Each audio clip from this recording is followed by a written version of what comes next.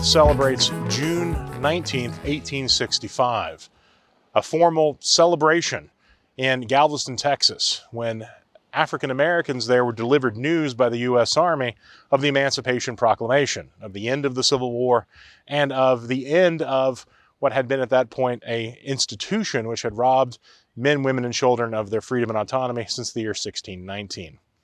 Juneteenth, from that day in 1865, in the years, decades that followed, became an annual commemoration of recognition of the painful difficulties of the past, and of this moment of triumph over adversity, over the challenges of being separated by this terrible institution, and hopes for the future, to use this moment of celebration to build a fight for equality, a fight for citizenship, a fight for equal standing and status within a country which, despite the gains of emancipation, still refused to acknowledge equality for terribly too long, and still too long to this day.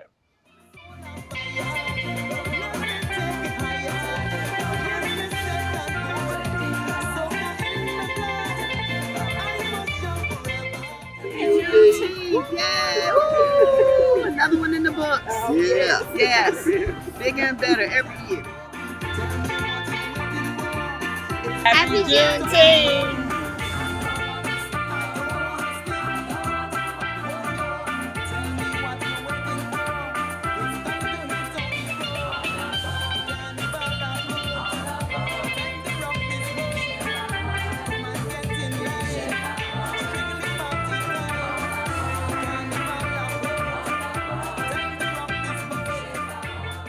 I am Monique Floyd. I have been the Juneteenth photographer since 2014, and I've been capturing all the moments, all the memories, and all the beautiful Blackness for some years now.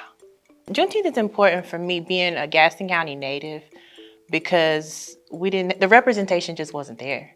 Like growing up, I'm a 40-something-year-old woman that grew up in Gaston County, went to school in Gaston County, and I didn't even learn about Juneteenth until I went to an HBCU.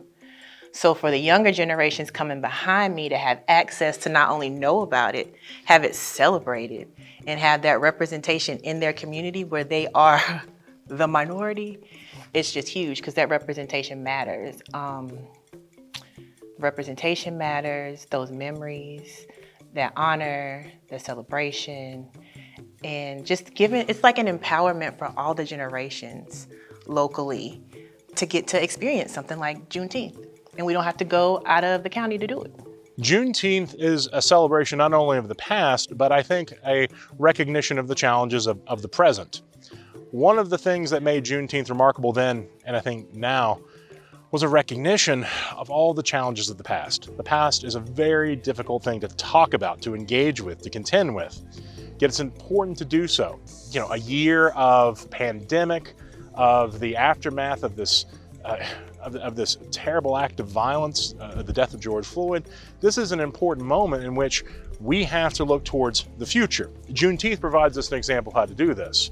These men, women, and children in 1865 gained freedom, but had been denied education, had been denied a livelihood, had been denied the equality of personhood itself. Yet from that difficult moment, and in the difficult years ahead, they built a future for themselves. They built careers, fortunes. They contributed to the scientific and cultural and literary richness that is this country. Juneteenth for us today should inspire us to similar goals towards the future. What can we as a community do in honoring Juneteenth to figure out what our future is going to be? How are we going to make 2021, 2022, and the years ahead a better place and a more equal place for all of us? Juneteenth provides us an example and an inspiration to do that. I helped my sister, who is Delta Sanders. She's one of the main coordinators of the Elements of Empowerment. And I helped her in the capacity of working with the children, and we set up a booth for tie-dyeing t-shirts and making African-inspired art called a Dinkra cloth. And it was a very big undertaking, but was very well received every year. It got bigger and bigger. Juneteenth is important to me because it is a way to celebrate the independence of the African American. And we weren't taught so much about that when we were in school, but it's nice to know that as an African American, we have something in our heritage that represents us and our freedoms and our ability to show who we are, what we are able to do, and we can inspire others with the cultures that we bring to the United States and to the world. My name is Ray McKay Hardy. I'm the lead pastor and cultural architect at the Point Church. I always include my middle name because it was important to my parents. I was named after my father's preaching professor in seminary, and I believe names convey meaning, just like this Juneteenth festival conveys meaning as well, that no one is free until everyone is free. And therefore, over the last 5 to 6 years, we have supported it not only in terms of being involved physically, but also to be involved financially, because we realize that slavery and human trafficking is still a problem in the world today, and that nobody is ever going to be free until everybody's free. So we need to make sure to work toward that common goal together. How important is it? It's very important, I think, not simply for the Black community. It's an important thing that all citizens of the country should be aware of, that at the end of the Civil War, it took a while before full emancipation could be sort of brought about in not just the conquered states of the Confederacy, but many states in the Midwest and the Northeast struggled with it as well. And so the Juneteenth celebration, where it's, a full 3 months almost after Appomattox, before the African American community in Texas is allowed to find out that they have been functionally free now for at least 3 months, and that actually the Emancipation Proclamation was earlier than that. So I think it's important that it's taught as a sort of indication of, I want to say, the real end to the Civil War, the real end to the conflict, which was about the destruction of slavery. And it doesn't go down, formal slavery as opposed to segregation, but formal slavery doesn't go down without a fight. Juneteenth and what it means to me is an event in our history. We know that the Emancipation Proclamation was signed January the 1st, 1863, but the slaves in Galveston, Texas were not actually freed until 2.5 years later, which happened on June 19th, 1865. Now, by the emancipation being signed January 1st, we know we cannot compete with New Year's Day. So what it means to me is exposing our people to the actual event and the meanings of that event. You'd be really surprised as to how many people that we talked to didn't even know what Juneteenth was. And I'm ashamed to say that before we actually started that, I wasn't familiar with it. So information wasn't being disseminated down the line, and now it's here. So it's drawing attention to our culture, the things that we do, the things that we can do, and the things that we have done in the past. So it's very important to me to bring that to light for the youth in our community and for the people in my age range that didn't know. And now that gives them something to be proud of, somewhere to go, even though it's just one day a year.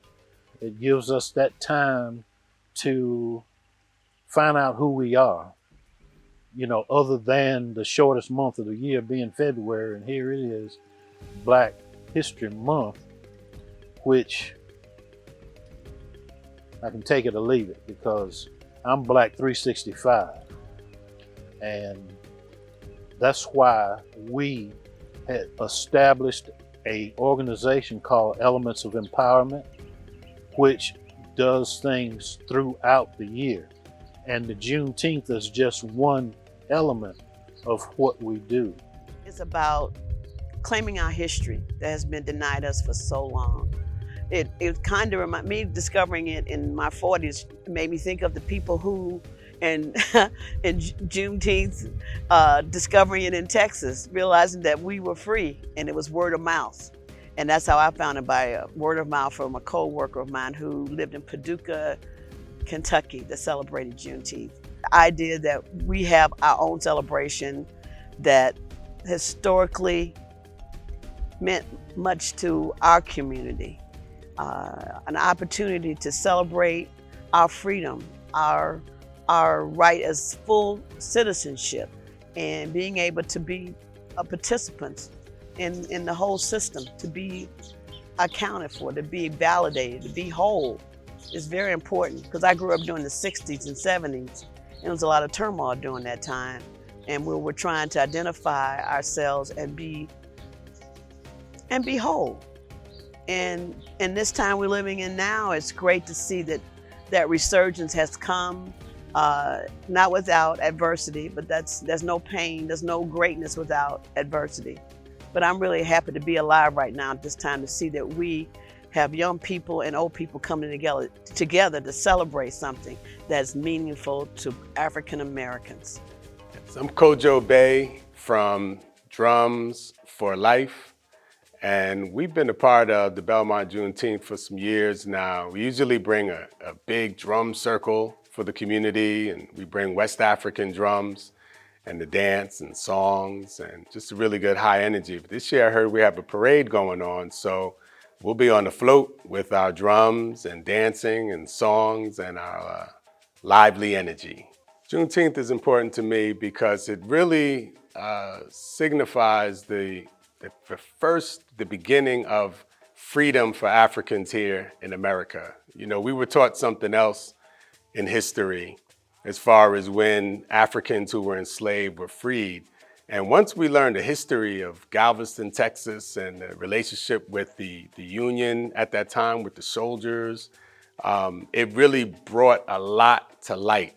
And it was truly something to celebrate. And when we went back and just thought about ourselves, put ourselves and our families in the shoes and the places of Africans who were enslaved back at that time, if we found out that we had been actually freed as Africans who were enslaved, but we still continued to be treated as enslaved Africans for years, and all of a sudden we're told that we have to be paid wages now in order to continue this work, it was just a time to really celebrate. I know there was a lot of shock, but it was a time to celebrate. So it's important to me because, you know, I teach my family, I teach my children about African American history, and this is such an important part of American history, but definitely a part of African American history. It's very close to my heart, and it's very close to my family's tradition and culture to celebrate Juneteenth. My name is Hadia Hayes, and I serve as City Clerk and HR Director for the City of Bessemer City, and I became involved with the Belmont Juneteenth Festival as we aspired to have a festival as great as Belmont did. Juneteenth is important and something that should be discussed in every family, especially in Gaston County, because not a lot of people, even myself, a couple years ago, I didn't realize that even after the emancipation, January 1st of 1863, that we still had brothers and sisters in bondage. Not many people know that. So I think it's up to us, the ones who have actually lived through this and have actually experienced it and been to the festivals and know that rich history, to pass it on and to educate our brothers and sisters in the Gaston County community. Let's do something for America that is really American experience. Slavery or enslavement happened here. It happened after they discovered America, and we built America. It's our time to shine, and what other time than Juneteenth to celebrate the fact that we finally, everybody knew across the country, African American wise, that we were free. that the Emancipation Proclamation was real, that we had our freedom and we were whole citizens. I know that's in letter and not in action, but it really was a mark in history, and we should celebrate.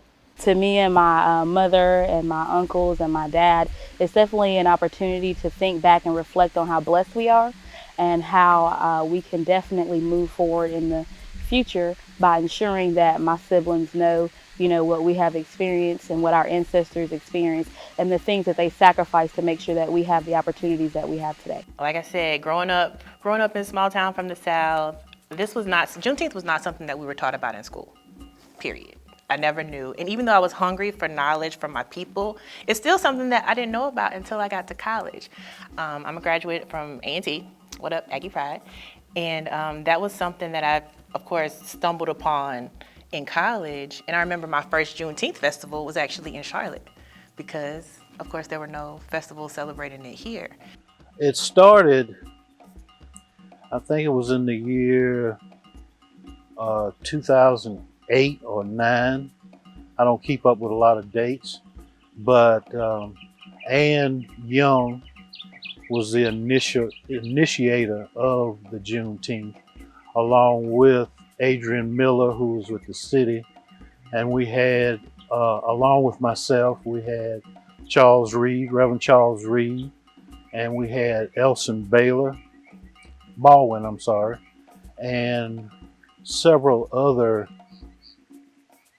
people on the committee. So back in 2010, Anna Young came to me, and I was the assistant city manager at the time, and said that she wanted to have a Juneteenth celebration in Belmont because Charlotte had a big one that had grown over the years and was very popular, but we didn't have anything in Gaston County to recognize Juneteenth. So she and Reba Edwards and I, Reba was a Parks and Recreation Special Events coordinator at the time, did some research and figured out how we could have a Juneteenth celebration here in Belmont, which would have been the first one in Gaston County. So we spent 2010 doing the research, trying to figure out the logistics, and then in 2011 had the very first Juneteenth celebration in Stowe Park in Belmont. I was the first black female elected to Belmont City Council in 1981. Born and raised here. The political atmosphere then was unemployment for women. I was black, I was unemployed, and I was educated. And that inspired me to run for city council. Later on in the years, after coming back to Belmont to do some more community activities and volunteer work in various areas, but the Juneteenth thing came because 20 years ago, a young man named Pap in Charlotte had started Juneteenth. And then I came and asked one of the city leaders at that time, it was Adrian Miller. I said, Adrian, what do you, no, he asked me what did I want to do. And I said, what about Juneteenth? And he says, okay, let's go for it. So we didn't really know exactly what level of interest there would be in a Juneteenth celebration in Belmont, in Gaston County. And so we tried to figure out the logistics of who would want to come to an event, what would that look like, what kind of entertainment should we have, what kind of food should we have, what kind of education presentation should we have. We went to Charlotte, to the House of Africa, where the coordinator of the Charlotte Juneteenth celebration worked, and met with him and got some really good ideas from him and some good contacts for vendors. So we wanted to use Stowe Park because it's the central part of downtown Belmont. It's where we have most of our events, but it was special for this event because when it was a private park, African Americans could only visit Stowe Park, I believe, on Tuesday afternoons. So they were prohibited from going into Stowe Park. So we intentionally wanted to use Stowe Park for the Juneteenth celebration as sort of a triumph over those different times in Belmont. Was I concerned about starting Juneteenth in Belmont? Yes, a little, because I didn't know if everybody would accept it. But this would be a way to bring people together. and it worked. It was very well received, especially from the city, because there was nothing really happening here in this area or this region for the ethnic community. So it was like, okay, if we started here, that'll bring not only attention to Belmont, but it'll bring more cultural events to Belmont. So when we started planning for the event, we didn't really know what to expect. We didn't know what level of interest it would be in a Juneteenth celebration in Belmont. We didn't get any negative backlash to it. I think most people around here didn't know what Juneteenth was. It's one of those events that is very important in our history that we don't really learn about in school. And I had heard of the term Juneteenth, but didn't know all the history about it. So I learned a lot through the planning of the event. As we've had them over the last 10 years, they've grown in popularity. More and more people understand what Juneteenth is, why we need to recognize it, why we need to celebrate it. More people have come to the event. Every now and then, because it's in the middle of June, it's 100 degrees, and it's not the most fun time for all ages. But as long as we have good weather, we've had good crowds. It's been a very, very positive event. It's one of my favorite events during the year because it brings all of our community together. A lot of our events have certain parts of our community that come to the events, but the Juneteenth celebration really brings everybody. And as it's grown in popularity, the word across the country has gotten out about Juneteenth, and more areas are celebrating it. We're getting more people from around Gaston County and York County and Lincoln County and even Mecklenburg County coming over here because we have sort of a small town Juneteenth, and it's a lot smaller and more intimate than the Charlotte one. So we've had very positive feedback from it. In the very beginning, the Belmont Juneteenth was pretty much a generic celebration with a Juneteenth label on it. What it is today is a culturally significant festival celebrating music, art, and culture. We made a concentrated effort to curate the vendors who participate with us, to bring music that was culturally relevant, to bring food that was culturally relevant, not to exclude anybody, but to invite everyone into what we're doing. Because Elements of Empowerment as an organization, our mission is to foster cultural awareness, acceptance, and preservation. People tend to fear things that they don't understand. And once you understand something, you can accept it, you can even embrace it. Well, I remember the first time that we participated, there were not nearly the number of vendors, involved. And you didn't have, the first time we were here, I remember thinking, okay, these are some people that are curious about what's going on, but it was on a small scale. And then the next time we played is when we saw the vendors and everything that was going on and the numbers of people. Now it's evolved into a parade that's going to really involve the entire community. Even those onlookers that may not come down, they're still going to see Juneteenth. If they don't do anything else but wonder what it is, that is something. The celebration has definitely changed. It has grown immensely. When it first started, it was like slow going, and the participation was not there. And over the years, the last 10 years, it has increased sevenfold. When I reflect on Belmont's Juneteenth Festival and I think about the people who are definitely pertinent to the success of the festival, I definitely would think of Miss Delta. And she is the best.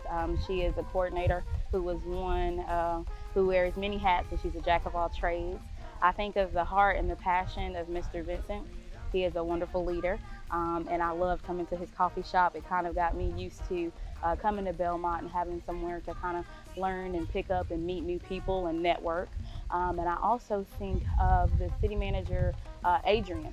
He is a App alum, go Mountaineers, and he's a part of the City Managers Association with my city manager, James Inman. And I definitely think with the partnership of all three of them, they've been able to make this a successful festival every year, 10 years in the making. I think what changed in the event from 2014 to 2015 was the leadership and the interest in making this more of a cultural event, not just a generic, albeit fun, neighborhood event or community event. Events like Juneteenth are innately cultural, and you have to celebrate and point out the history, all the ups and downs of the African American community from June 19, 1865 till today. That hadn't been done before. Not that I don't think it was because the leadership wasn't necessarily interested in it. They may not have been so much aware of it. We didn't have time to indulge it. But certainly with the new leadership, Vince stayed on board, and the drummer of the band, right, kept the beat. Delta came on board, and Vince was enough of a foundation for Delta to do her thing, and it turned into an awesome event. That first year, we did get rained out, and we had a lot of stuff planned, but we got rained out, and it was still a fun event though. I think we got rained out by like 3, and by 3:30 everybody was gone. But certainly we sang Lift Every Voice and Sing. We had t-shirts, there were commemorative coins, just a good time. We had a really good time, because I think that year in 2015 was the 150th anniversary of Juneteenth. So we had commemorative coins and everything. It was a great festival. Favorite memories from Belmont Juneteenth? I have 2. The first one is the drum circle. Our ancestors just waking up and coming to us in that drum circle, but to see the faces of the children, from babies to the elderly, like all together, all on the same rhythm, it just did something for my soul to see that. Not only to be able to see that, but as the event photographer, to be able to capture those moods and those moments with families and generations. Like, it was priceless. And then the other thing is the Buffalo Soldiers. Like, when they come through, they just shut it down. Like the bikes, the energy that they bring, the stories that they tell, how they honor the legacy and celebrate Juneteenth was just something that I had never experienced before. So those are my 2 top memories. And then the rest of it is just seeing all the beautiful Black, brown, and diverse faces at the festival and that come out to celebrate and honor Juneteenth. Yeah, the meaning behind the drum circle is really about a call to the community to come together, and we always gather in a circle just to kind of keep the continuity of energy. You know, you go in a circle and one energy starts off with something and it goes around in a circle, so it's a continuity of energy. Also, it's a unifying type of mechanism where when the drums play, I don't care if you know African drumming or not, it's going to call you, and you're going to look in that direction, or you're going to start walking in that direction. And because our group, we were trained more for healing with the healing drum. So we're very much so inclusive. So when people come through, we're not just showing off our skills to say, hey, look at what we can do on the drums and the dance floor and our voices. It's really about pulling you in so that you'll be a part of that energy that we're bringing. And this isn't just us. The ancestors and elders have passed this on to us. This is a legacy that's been in place for many years, and we're conduits for the energy that's out here, and it comes through that drum. And anyone who responds to it, they're just, a part of that continuity and that legacy. So yes, we are Drums for Life, and we come with a van load of people and drums, but it is really a continuity of what the ancestors and the elders have put out long time before us. And people respond to it because it worked back then and it still works today. So I'll tell you, my favorite memory about Juneteenth happened just a couple of years ago. Before COVID happened and before we had to go virtual and everything, we celebrated right here in this park, at this stage right here behind me in Stowe Park, where we hope to continue this celebration in the future as well, both virtually and then in person one day. So I got a chance to see various people, various artists perform, and people were talking about Juneteenth and the importance of it. And I met and got to know Pierre Crawford, pastor of a church, Center Baptist Church over on New Hope Road here in Gastonia. And he wanted to have his picture made with me, and I wanted to have my picture made with him. And Pierre and I stood beside each other and put our arms around one another, and we smiled.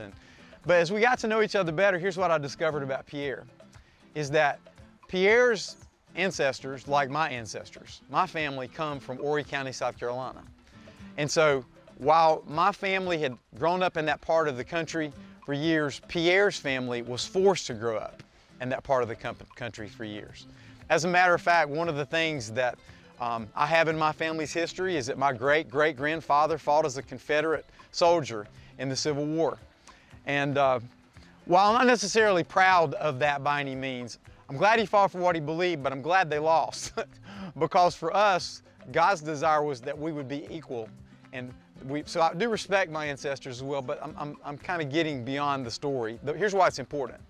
Because while my grandfather had freedom up in Conway, Aner, Loris section, the Good Hope community of Horry County, down in Georgetown, Pierre's great-great-grandfather was in slavery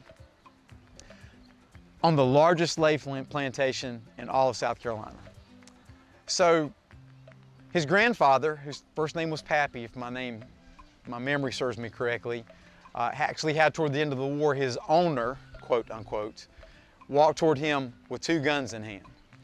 And he thrust one toward him and he said, "Fight, you expletive deleted, or die." And so Pappy took a gun and he fought on the side of the Confederacy to save his life. Well, if he hadn't have done that, I would have never met Pierre. There would have been no Pierre.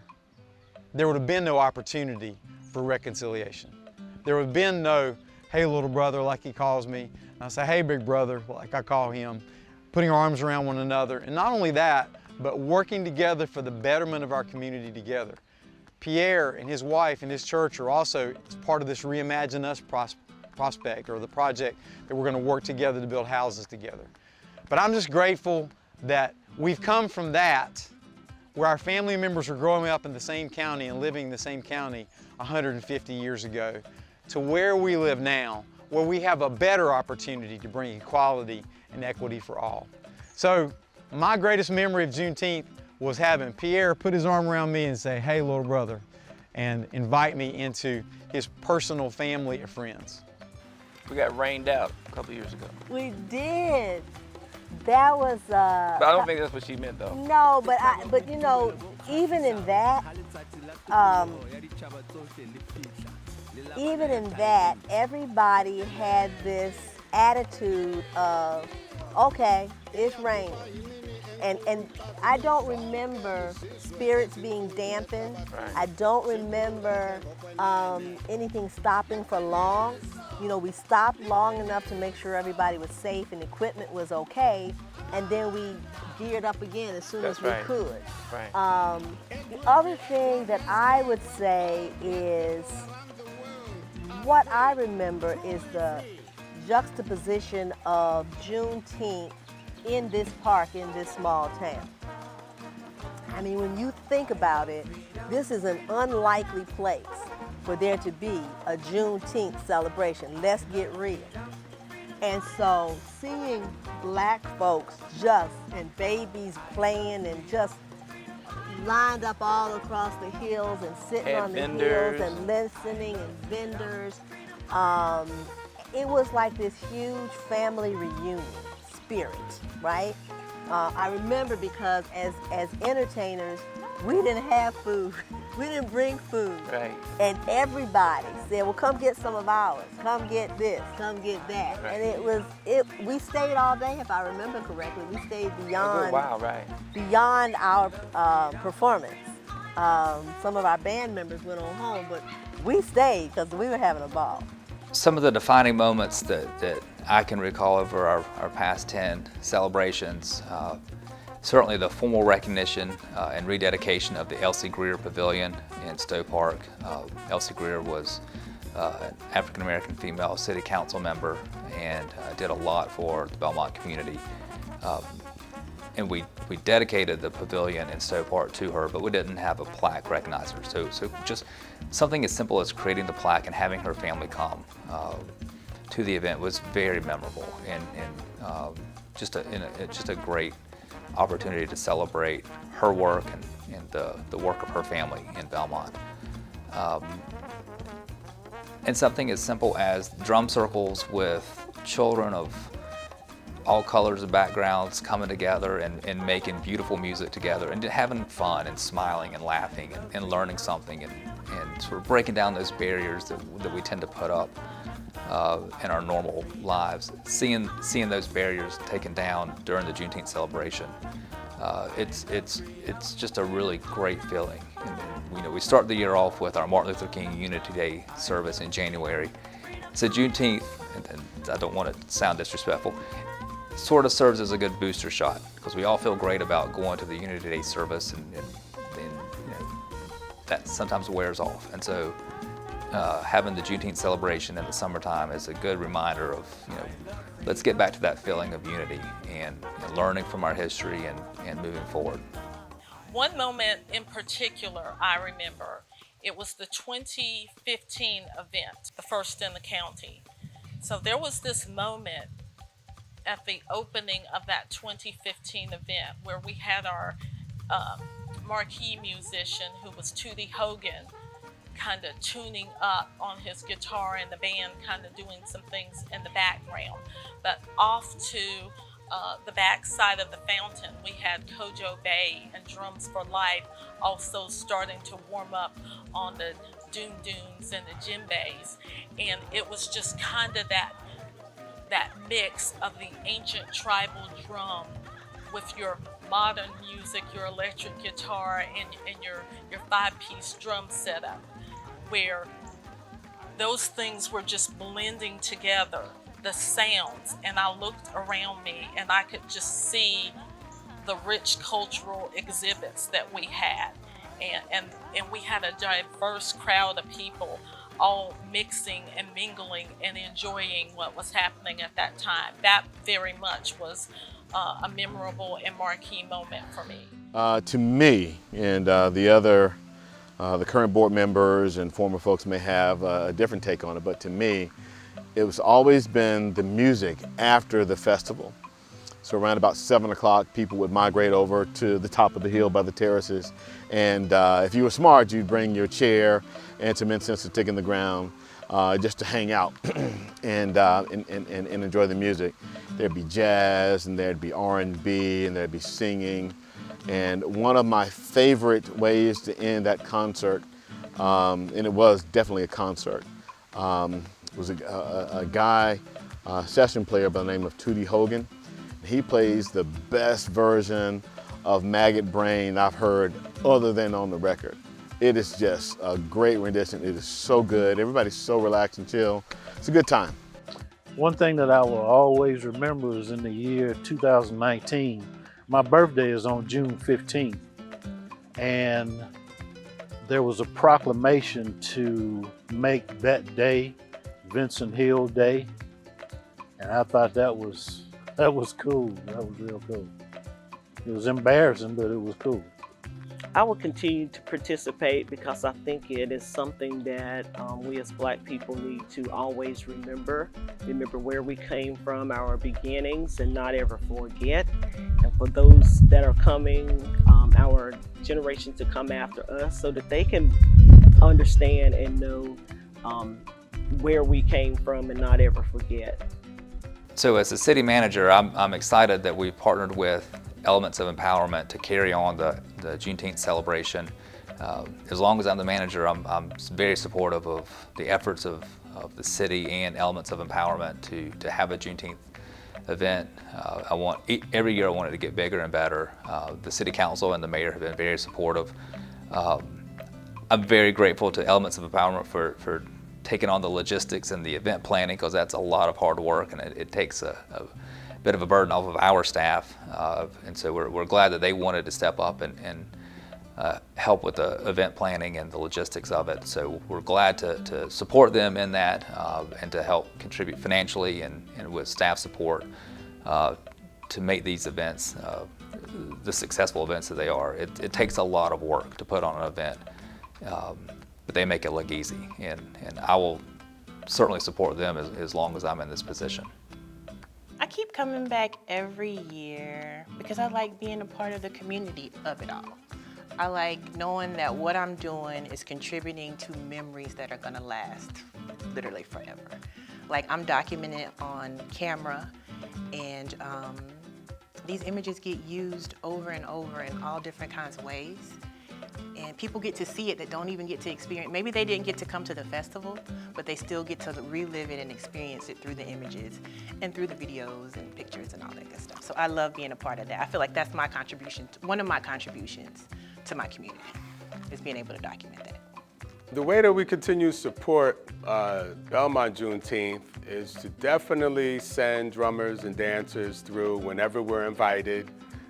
We always promote it whenever Delta or someone from the committee sends us flyers or anything to share.